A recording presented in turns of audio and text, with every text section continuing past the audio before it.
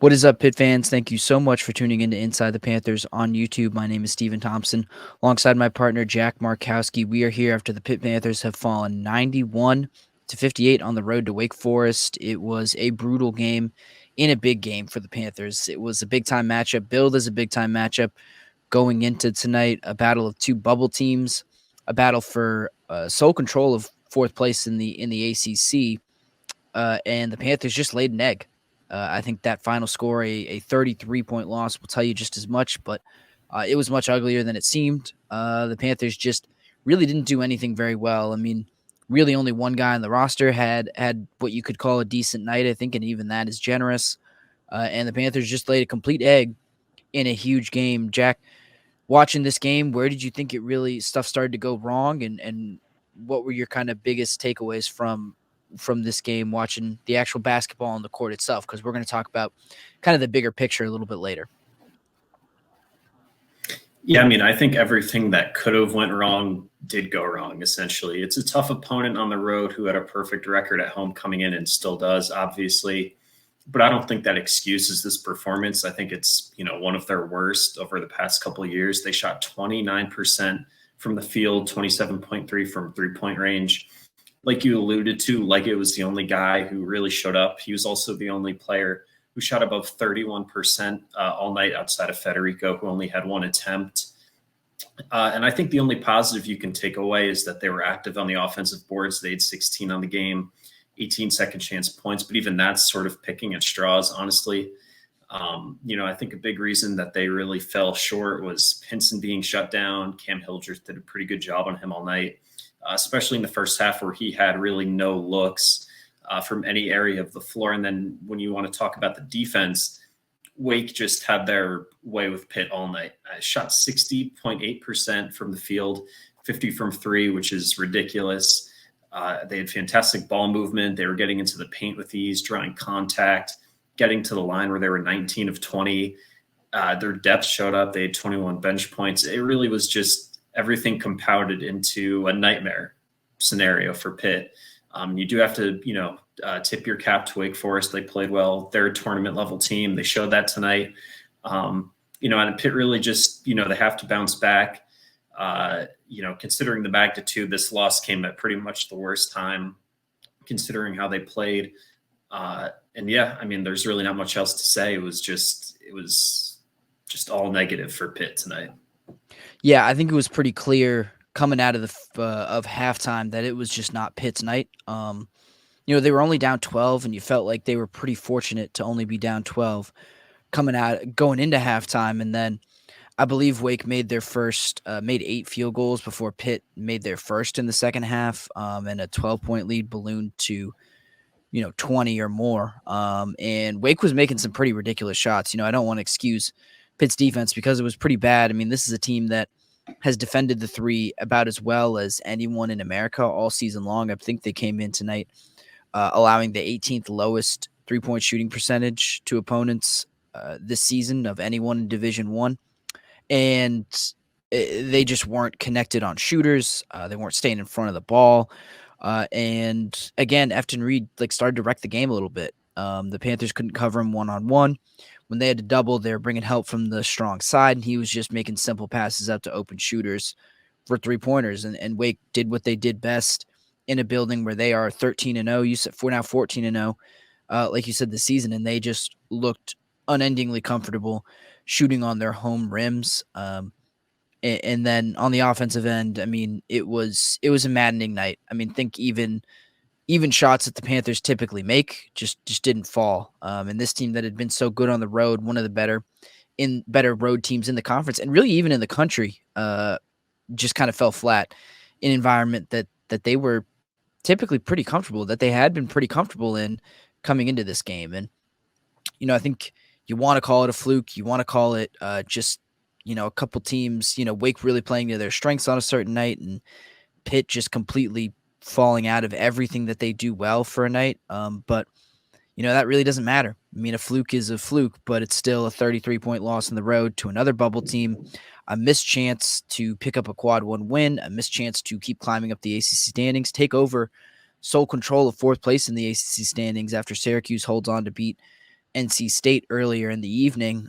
So just I think everyone's left with a really bitter taste in their mouth and a really big feeling of just regret and loss. And like this was just a massive, massive missed opportunity this evening in Winston-Salem. Want to go back to something that you mentioned a little bit earlier, Blake Hinson. He had been on a heater this week, or excuse me, last week. I think scoring a combined 68 points in wins over Virginia and Louisville. Tonight, just 10 points on 3 of 10 shooting from the field. The guy who was knocking down, I think, north of 50% of his threes over the this week, is just 1 of 5 from 3-point range. He was bottled up pretty well by Cam Hildreth, like you said.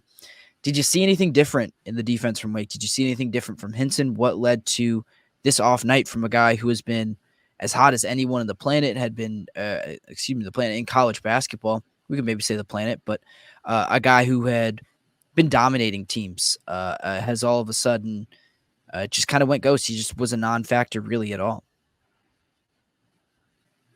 Yeah, I don't think there was anything that was different necessarily. Wake sent a little bit more pressure. I think definitely paid a bit more attention, obviously, after how he played against Louisville. But I also thought the Panthers he was sort of a secondary thought at times in the first half. He only had 3 attempts, and that is in part due to how the Demon Deacons played him. But you saw him used primarily as a screener, and I thought, they didn't really use him as a decoy or as a playmaker. He stood in the corner for a lot of the first half, I thought. There wasn't much of an effort to get him involved. And there weren't any opportunities to do so necessarily or generate the kinds of looks that he's been getting all season, especially during their hot streak. And then the second half, he had 7 attempts, was 2 of 7, 8 points. But I think just based on how he played in the first half and how the first half transpired, he was never really in rhythm. You saw him get frustrated throughout the night. And of course, that's a testament to Hildreth's defense, like we've talked about. And I think it was the best any team has defended him all year, honestly. And my biggest worry, if I were the Panthers, is that there's potentially a blueprint here for other teams to follow moving forward and shutting him down. Again, the looks weren't all that different, but there was clearly something there that, bothered him and really threw Pitt's offense as a whole out of rhythm. Nobody else stepped up outside of Hinson, which is a negative. Carrington struggled all night. Lowe had a solid first half, then fell off in the second half. It was really Leggett and just, a lot of inefficient shooting elsewhere around the roster. So, yeah, Wake Forest played him well. Hinson had an off night. You're not going to see a lot of those. It was unfortunate that it came tonight when nothing else is going for Pitt, but, it shouldn't be the norm moving forward. Yeah, I kind of agree. I don't think there was much different about the defensive strategy for Wake Forest, but they definitely did apply a bit more pressure. They were clearly willing to live with some contact. I mean, Hildreth picked up only 2 fouls, but he was aggressive. He was all up in Hinson's grill, and they let him play. And I think that's how you should call a game like that, a game with high stakes like this. But this is defense that I've seen Blake Hinson play through time and time again. He did it against Louisville, did it against Virginia, did it against Duke. This guy is a tough shot maker, and tonight he did not make even the routine shots, even by his standards. I mean, he got clean looks, especially in the second half, but none of them fell. And that kind of compounds on a bunch of other things. Like when he's not hitting his shots, he doesn't create as much gravity. He doesn't create as many open looks for everyone else. And then when guys can't hit open looks elsewhere on the team, it allows teams to put more pressure on Hinson to take the ball away, force it out of his hands, deny passes to him a lot more easily because you're not worried about, a Bub Carrington who went 2 of 9 from 3 tonight, 3 of 13 overall.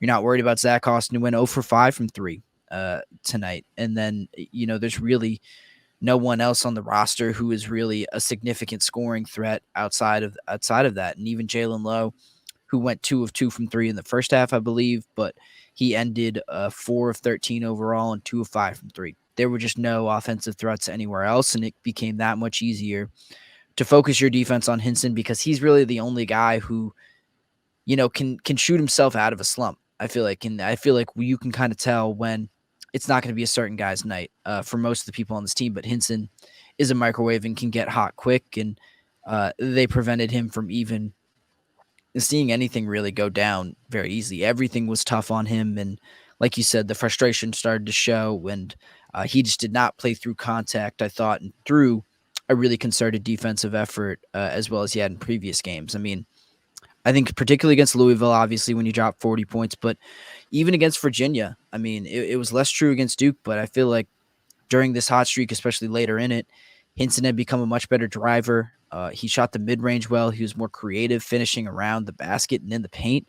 And then he was also a really good passer, making connected passes out of double teams and getting more open looks for other guys. And all that stuff was just not there. He was a much easier cover today than he had been in a long, long time. And like you said, I mean, the rest of the supporting cast was not very helpful at all. I mentioned some of those shooting numbers, but watching that game, I felt like Bub Carrington had one of his worst games in a long time. I see his shot volume. I judge it a little bit on a bell curve.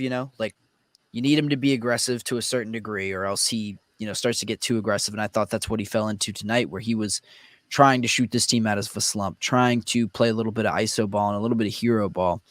And you need him to be aggressive to a certain extent, but felt like he shot this team into some bad possessions at certain points. What did you see from the rest of the supporting cast? Was it as simple as not knocking down shots, or was maybe the decision making not great either? Yeah, I mean, I don't think the decision making was great by any means, but it was a matter of not hitting open shots. I thought they had some looks, especially in the second half. But like you said, like when Carrington's, an ISO ball, I feel like he settles a little bit sometimes, especially from behind the arc, where he hasn't been particularly efficient all year. And taking Hinson out of the game removes a lot of fluidity, or it makes Pitt's offense a little bit more predictable. I think like you just see not a lot of off ball movement. And really outside of Leggett and, low at points, there's not a lot of perimeter shooting to worry about either. So yeah, there was definitely poor decision-making. Wake Forest's defense really, put a kibosh on a lot of what Pitt did.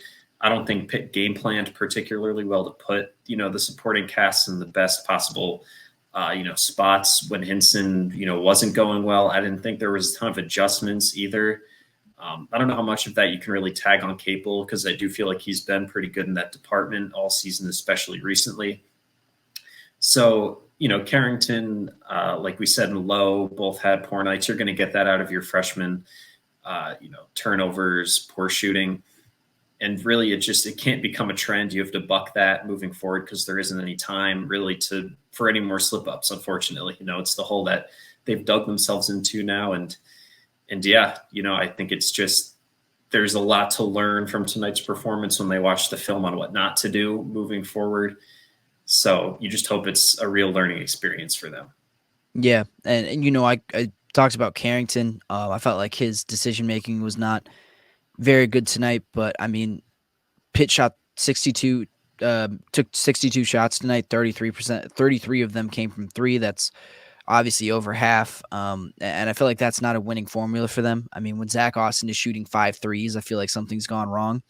When, Carrington, like I mentioned, is taking 9 of his 13 shots from three, like that's not a good thing either. It's even worse. It's not a good decision when they're making them, I feel like. So it compounds even worse when they are missing them, and they missed a ton of them tonight, just 9 of 33 from 3-point range. So yeah, I didn't feel like the defense the decision making was very strong, and that looked only that was only made to look even worse when those poor decisions ended in missed shots. And it's frustrating, I think, sometimes to watch Carrington, who has this great size and has a good handle, and then Austin and even Lowe a little bit to a certain extent, and Ish Leggett too, not take those attempts from inside the arc, not look to get shots inside the paint, get some paint touches, which is even if you're not taking a layup, taking a mid-range jump shot, taking something close, a shot close from close range, paint touches are how they get their best 3-point looks. And a lot of their 3-point attempts were off the dribble. Some of them were open, but none of them really felt like they were in rhythm. And I feel like that's where everything started to kind of fall apart for this team tonight. Moving on a little bit, I want to talk about the front court as well, because I think they played a big part in why they weren't able to both defend as well as they could have, or as they're capable of, or as they did in this first matchup with Wake Forest, and then on the offensive end, it was just another nothing performance, which I think looks even more glaring when the team as a whole doesn't shoot well. But what did you see from Federico and Guillermo Diaz-Graham tonight? And we can throw Will Jefferson there too. I mean, Pitt had a solution that included William Jefferson that last game, a winning formula against Efton Reed, who's a real talented player. But Reed was a game wrecker tonight, like I mentioned a little bit earlier, and Pitt just kind of had no answer again. Yeah, I mean, so starting off with Diaz-Graham, who, you're going to get the most out of offensively between the three front court members, it was just rough, like all around. Like he hit an early three in the first half, but then from that point on, like he blew some easy looks at the rim. He only had 4 attempts, but he missed 3 of them. He did a good job on the offensive boards for whatever that's worth, but we've seen him thrive as a playmaker at times, especially as a roller, which Jeff Capel has called out, in particular after the Virginia win. But he committed 2 turnovers tonight. He just didn't seem comfortable or confident. I thought he made poor reads with the basketball, poor decision-making, which we've talked about previously. And then moving on to Federico, he was nothing offensively, you sort of come to expect that with him. But then, just moving on to the defensive end against Reed, I thought there were times, particularly early in the game when Reed sort of fell into foul trouble, where he was good defensively. He did have 2 blocks built on, the defensive improvements that he's made all year and sort of, set the foundation for last year. But, like you said, as the game went on, Efton Reed sort of took over, and it was sort of a repeat of their last game in Pittsburgh. And then moving on to Will Jeffers, he didn't make much of an impact. I think there's a reason to believe that Capel might go back to that well after, the energy that he brought against Reed late in the first matchup between the 2 programs.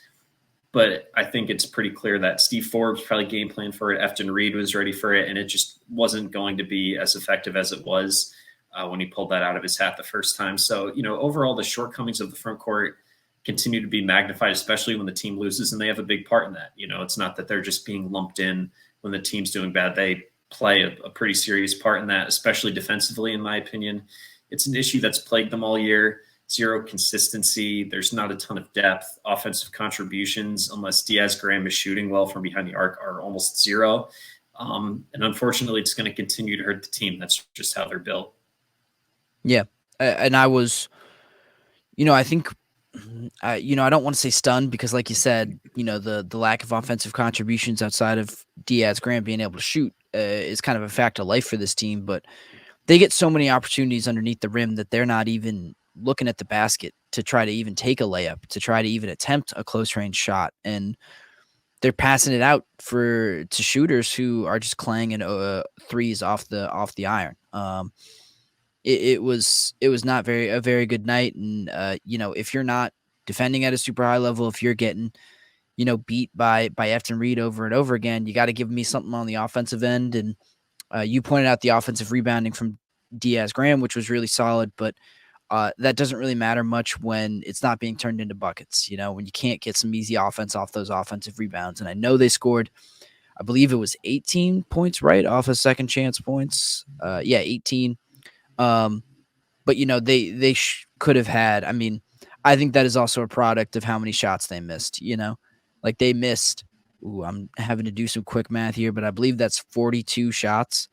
They missed 42 shots, got 16 offensive rebounds, and turned it into 18 second chance points. I didn't feel like they were a particularly big threat scoring off of second chances. And I think they hit a couple threes off those chances as well. Just the efficiency off those chances which is kind of reflective of how the entire team shot, was just not there.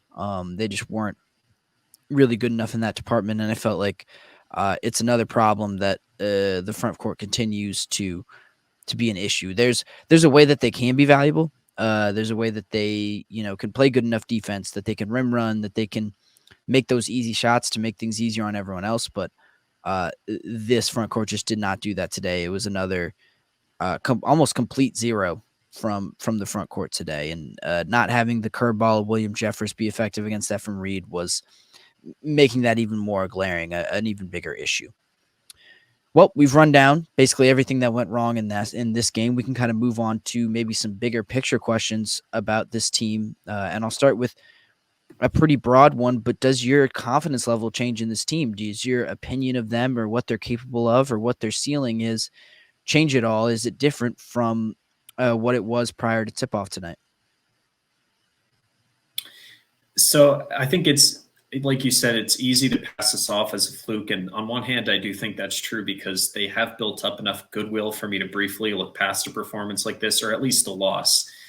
But at the same time, it's hard not to be down on what they showed tonight. When you put together a performance like this, and while a loss was somewhat of a likely outcome coming in, if we're being honest, Wake's fantastic at home. Pitt was never going to run the table. They were probably going to drop a game in the regular season. But everything that could have went wrong did go wrong. And when that happens, it's hard not to be reactionary, honestly. And for as much as you want to cut some slack, and, the recent run is not erased by a performance like this, it's just, it worries you for sure. It definitely lowers your confidence in the team. And in a lot of ways, they kind of looked how they looked towards the start of ACC play at times. I thought there was somewhat of a lack of urgency, not as much energy. And it's hard to, become demoralized when, things continue to not go your way like they did tonight, almost from the onset. But it's really, I think it's important to not lose sight of what they have accomplished. I think there's still reasons to feel confident in them moving forward. They have winnable games left on the schedule. They're playing, meaningful games down the stretch too. Which wasn't always a certainty, a month ago or so. So I think the most important thing is that they regroup and come out with a vengeance in another big game against Virginia Tech on Saturday. That doesn't affect my confidence right now, but I think in terms of confidence moving forward, that's going to be a big step.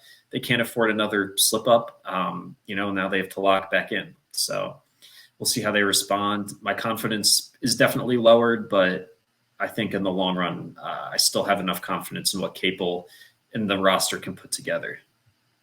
Yeah, they really looked human for the first time in a while, and I think you kind of hit the nail on the head where, yeah, your confidence is a little bit shaken. This doesn't look like the same team that you had seen over the past couple weeks, but it really only matters if you lay another egg against Virginia Tech, if you suffer another loss. And look, we'll have a later, we're not going to bury them right now. We can have a conversation about whether this season was a success or not at the end of the year.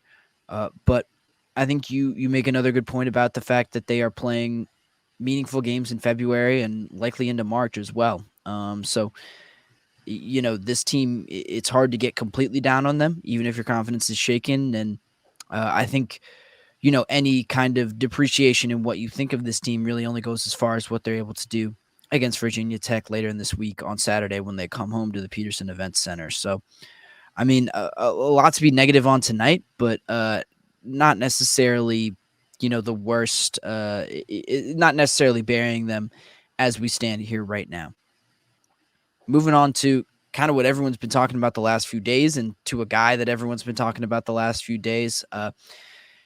In the middle of the first half, I believe very early in the first half, Joe Lunardi appears on everyone's screen. It is clearly a iPhone or iPad selfie video of him in ESPN studios. This is what the ACC network comes back from a commercial with, and it's Joe Lunardi giving a little bit of an evaluation of what this game means to both Pitt and Wake Forest. And he called it a must win very plainly. If the Panthers and Wake Forest wanted to hold on to their spots on the bubble, if they wanted to, in his words, fight for another day, they had to win this game.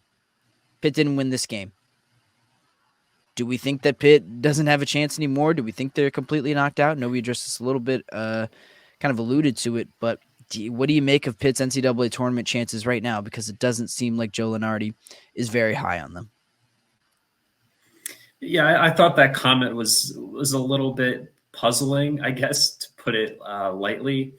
I think especially considering he said that before we knew the outcome of tonight's game. Like after you see them lose by 30 plus, I can see how you can be super down on them. But if in his mind, a 6-point loss to Wake Forest, which is a quad one opportunity on the road, would have moved them off the bubble. That just doesn't make a lot of sense. Pitt is entrenched as a first four out by some people, next four out by some. I just don't see how they could be moved off the bubble with a loss. I do think they're alive. Of course, they've dug themselves a hole with a performance like this that's going to knock down their net, their KenPom, other metrics and analytics, and also just their perception, I think. But at the same time, they're still in the conversation. I just don't see how you could say otherwise. I understand that there's a perception that the ACC is down this year, and that does reflect in some metrics, which isn't particularly helpful to them, but they still have opportunities. Like if they go out next Tuesday and beat Clemson on the road in a quad one opportunity, take care of business at home, beat Boston College on the road, I don't see any reason why they can't improve their standing, just like that, with the snap of a finger. So it goes back to the conversation of the confidence in the team, not being reactionary, but I don't see any reason why they can't still be in the conversation, why they wouldn't be on the conversation. Yeah, I completely agree. I think that comment at that moment was really odd. And I think it's even more odd that after the game, Joe Lunardi releases an updated bracketology look that has Pitt still in the next four out in literally the same position that they were before this game. And that's even with, the context of a 30-point loss. He's a bit of a weird, I don't understand his opinions all the time. And I don't understand his analysis a lot of the time. But I think if this happened against Virginia Tech, if this happened, against a Florida State or even a Louisville, especially a Louisville last time, even a loss, let alone a 30-point loss, then I would be really comfortable. I would be much more comfortable saying, yeah, this was a pretty bad loss. This was ugly. This drops them off the bubble. But losing to another team that's on your level, I don't know. That doesn't make sense to me, how you can lose to a team that's theoretically on your level in a place where that team is 13-0. They have not lost to anyone this year. How you could look at that and say, yeah, this team's not that meaningfully affects their tournament resume. I don't really think it changes that much. You add a quad one loss to Pitt's resume, and I understand by the margin, it looks even worse. But it just doesn't make sense to me how you lose to a team that is pretty well respected, pretty well regarded by most of the computers, most of the ranking metrics, and was playing in a place that they have been really good at. It just doesn't change a whole lot for me. It doesn't erase the Duke win. It doesn't erase the Virginia win. It doesn't erase the win that Pitt had over Wake Forest at home either. And like you said, there's still plenty of opportunities left. Their margin for error is now razor thin as opposed to somewhat thin. But I don't think this should meaningfully change their NCAA tournament chances. And I think Lunardi kind of agreed, but he just, and that's part of the confusing part, is he seems to have made that comment and then walked it back immediately after the game. It's a little strange, but I guess we won't really know for sure until Selection Sunday. Maybe we'll know for sure on Saturday. If they lose to Virginia Tech, we might be able to kind of sink them for real. But for right now, I think they're still breathing. You still think they're breathing, and there'll be plenty to talk about later this week as we get ready for now what has become a really, really critical matchup and a true must-win game against Virginia Tech. But with that, we're headed out of here. Thank you all so much for tuning in to Inside the Panthers on YouTube. Make sure to like this video, subscribe to us on YouTube. That's youtube.com/@InsideThePanthers, and follow all of our reporting at InsideThePanthers.com. Like I said, appreciate y'all tuning in, and we'll see you next time.